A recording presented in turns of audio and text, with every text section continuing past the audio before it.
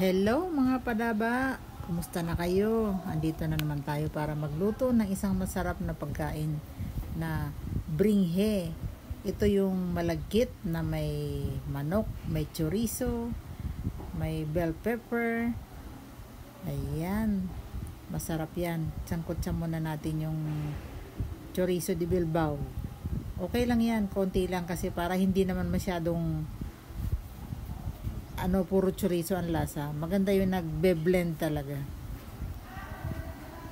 Medyo stir fry natin yung bell pepper. Ayan, green tsaka red para maganda ang kulay.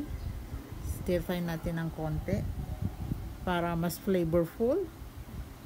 Ayan, set aside muna natin siya. Mamaya gagamitin natin siya pagka paluto na yung ating bringhe.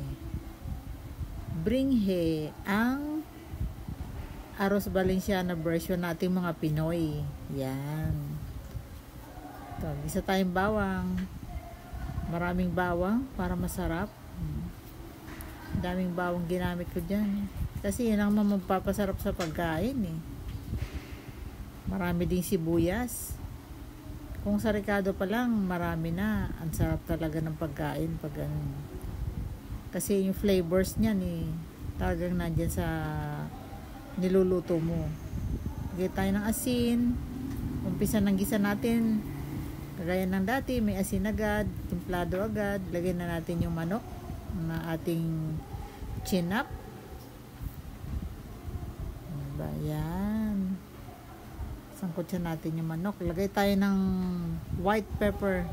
White pepper ginamit ko para hindi maduming tingnan dun sa ating bringhe mamaya pag naluto. Lagay tayo ng luyang dilaw, turmeric, yung fresh. Mas maganda kasing gamitin yung fresh eh, kasi mabango. Pwede rin naman ang powder kung wala kayong makuhang fresh. Pwede ang powder, maganda rin yun. Masarap din naman. Ayan. Ako kasi prefer ko lang na fresh ang gagamitin. Lagay na natin yung 2 cups na gata. Pangalawang pigayan para sa pagpapalambot natin ng ating chicken. Yun. Halu-haluin natin. Pag kumulo, takpan natin. Palambutin natin ng mga 30 minutes. Ayan, kumukulo na. Lagay na natin yung kakanggata, yung unang piga. 2 cups din yan. Tapos pakukuluin din natin yan. Medyo luluto-lutuin muna natin para hindi mapanis yung ating bringhe. Kailangan luto ang gata. Ang mga pagkain kasing may gata talaga dapat lutong-luto yung gata para matagal ang pagkain, hindi nasisira. Yan. Ito yung easy version, shortcut ng kasi ang regular na luto nito, bigas talaga yung lulutuin mo sa gata. As in yung malagkit, hindi pan.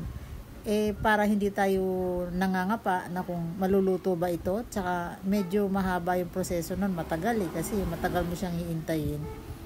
Gawin na lang natin ganito, isaing muna natin para sigurado. Pareho din naman, achieve din naman ang sarap niyan eh. Parehas na yun. Tsaka hindi ka pa manghuhula na parang bantilawan ba yung kanin, parang merong bato-bato yung kanin. Eto hindi, pantay talaga yung lambot niya, masarap. Tsaka absorb din yung lasa ng gata natin, tsaka yung mga panghalo sa sahog natin.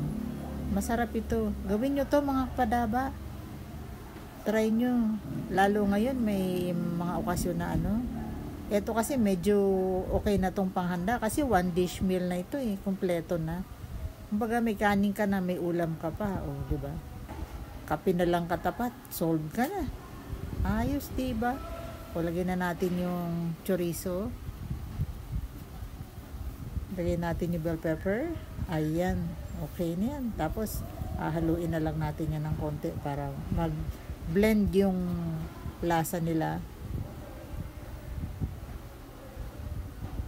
Ayan. Ang ganda, Ayan. Ayan na. Ready na. Kainan na. Kainan na tayo mga padaba. Ready na. Yan. Lagyan natin ng nilagang itlog sa ibabaw para lalong sumarap. Maganda pa rin tingnan. Ganda, diba?